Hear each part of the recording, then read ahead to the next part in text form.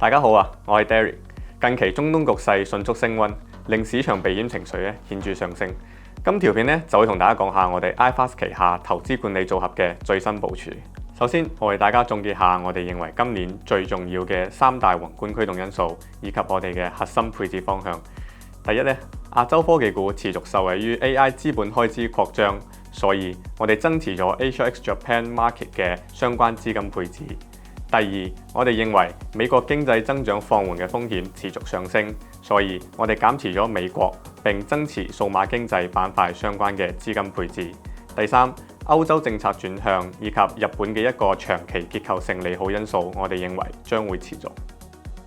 喺亞洲方面我哋認為亞洲 AI 上游供應鏈企業將為投資者帶嚟一個超額回報，所以我哋維持南韓市場以及台灣市場嘅吸引評級，並同時上調中港股市嘅星號評級至3.5星吸引。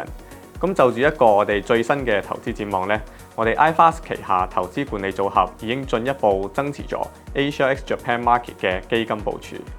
南韓方面，三星電子同埋 SK Hynix 作為記憶體產業嘅兩大龍頭，環球雲服務企業加大佢哋嘅資本開支，用於建設佢哋嘅數據中心其實係有助於推動成個記憶體需求嘅暴漲嘅。咁亦都係能夠帶動住兩間企業嘅股價有住唔錯嘅表現。隨住一個 AI 競賽逐漸加劇，三星電子以及 SK Hynix 將專注於量產佢哋嘅高性能 HBM4 產品。同時 SK Hynix 管理層亦都表示，2026年所有嘅記憶體產品已經全部 sold out 啦。預計整體一個記憶體供應緊張嘅格局將會持續到2027年。所以除咗 AI 基建投資持續帶動嘅先進記憶體需求之外一啲傳統嘅記憶體需求亦都會為成個產業提供額外嘅增長動力。目前我哋認為 AI 基建投資仍然係處於一個早期嘅擴張階段，記憶體嘅超級週期其實係會延續嘅，並帶動南韓股市會錄得唔錯嘅表現。除咗記憶體嘅需求之外，持續擴張嘅 AI 投資亦都顯著推動對於先進半導體嘅需求。咁作為台指嘅最大成分股台積電產能係一直維持一個滿載嘅狀態。咁除咗能夠發揮公司一個規模經濟下嘅成本優勢之外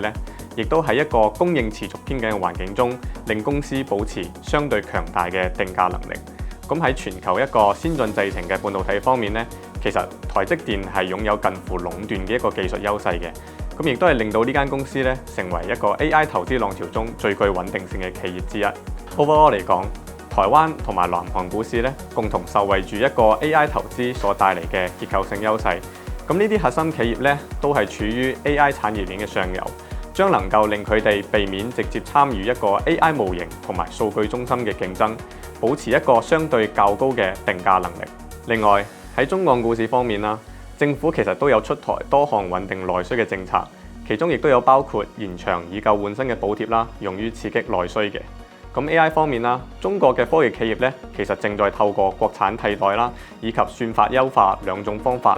喺算力資源相對受限嘅情況下追趕一啲國際前沿 AI 模型嘅性能，咁令到低成本將能夠成為國產替代嘅關鍵優勢，幫助呢啲科技企業喺成個 AI 競賽當中佔據優勢。咁而對於投資者普遍關注嘅美股市場我哋認為其實有3大負面因素將有機會拖累成個美股嘅表現嘅，所以我哋下調咗美國股市展望自然吸引。咁第一勞動力市場將會預計持續疲弱，因為內需轉弱、環球貿易戰同埋一個 AI 自動化加速將會導致美國嘅就業增長放緩，同埋一啲裁員嘅風險亦都係相對會有上升嘅。第二，美國嘅通脹其實係仍然高企嘅，由於一個中東局勢不穩以及企業相關嘅關稅成本會轉嫁到消費者身上，咁導致當地一個核心通脹嘅上升壓力仍然係存在嘅。第三，對於投資者最關心嘅半導體板塊的確其實我哋長遠而言仍然係堅信 AI 對於環球生產力嘅影響嘅。但係我哋認為目前半導體股票其實已經定價咗對 AI 嘅樂觀預期啦。咁相關公司嘅股價能否持續向上其實係會受到佢哋嘅表現能否超越已經較高嘅盈利指引嘅預期。咁任何令市場失望嘅消息都有機會導致呢啲企業及股價會有個大幅嘅回調。特別係經歷咗過去2年嘅 AI 發展之後咧，成個半導體行業嘅估值咧已經升到相對較高嘅歷史水平啦。而且有啲部分超大規模雲端服務企業咧，已經開始透過發債嘅形式咧籌集資金嚟支撐佢哋一個資本開支啦。咁我哋喺權衡近期一個 AI 嘅發展以及企業嘅基本面之後咧，我哋其實係決定下調成個半導體行業嘅展望至中立嘅。雖然咧，我哋係下調咗成個美國股市同埋半導體行業嘅投資展望啦，但係其實咧，我哋仍然係睇好數碼經濟板塊嘅發展前景嘅。特別考慮到咧，最近市場對於 AI 算力嘅需求咧持續上升啦，我哋預計咧呢方面嘅利好因素咧將會直接支撐大型雲服務供應商嘅表現嘅。所以，相較於廣泛地投資成個美國股市咧，我哋仍然有保持住半導體板塊嘅相關基金配置。同時咧，因為我哋更加睇好一個數碼經濟板塊啦，咁喺成個組合嘅一個調度上面咧，我哋會進一步減持美股嘅基金部署啦，並將呢一部分咧相應地增持數碼經濟板塊嘅基金配置。咁對於我哋長期睇好嘅日本市場咧，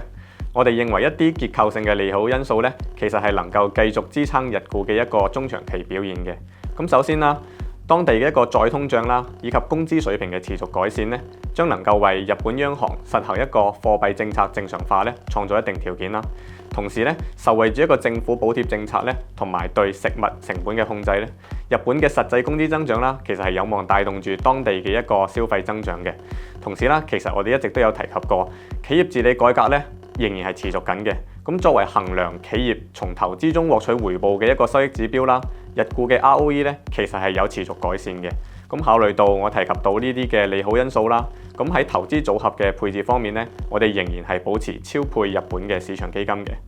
另外，對於歐洲市場方面咧，2025年歐元區嘅經濟咧，其實係持續復甦嘅。歐洲政府咧嘅財政立場咧，已明顯轉為寬鬆，以及佢哋都有加大基礎設施嘅建設同埋國防產業嘅投資力度。咁一啲核心經濟體嘅增長咧，其實係有望穩步回升嘅。同時，比較重要嘅方面咧，係相較於美國、歐洲股市，憑藉住佢哋低估值，提供咗更具吸引力嘅投資機會。所以，我哋將歐洲市場嘅展望由中立上調至吸引。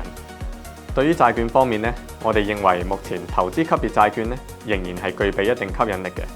同時喺中東局勢不穩嘅背景下咧，其實投資級別債券咧，相較於高收益債券，能夠為投資者提供一個更穩定嘅回報。喺投資管理組合方面咧，我哋仍然係超配投資級別嘅債券基金，並將部分環球與美國嘅高收益債券基金啦，轉換為亞洲嘅高收益債券基金嘅。今年我哋將圍繞住 AI 資本開支持續擴張、美國宏觀風險上升以及政策轉向支持經濟增長呢3大驅動因素，採取亞洲半導體超配、減持美股、保持歐洲日本超配嘅策略。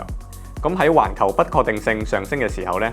聚焦盈利能見度同埋結構性增長機會咧，將會成為我哋推動投資組合表現嘅核心引擎。咁今集嘅 update 就嚟到呢度啦。如果想了解更多有關 iFAST 投資管理組合服務嘅資訊咧，歡迎到我哋嘅網站了解詳情。我哋下條影片再見啦，拜拜。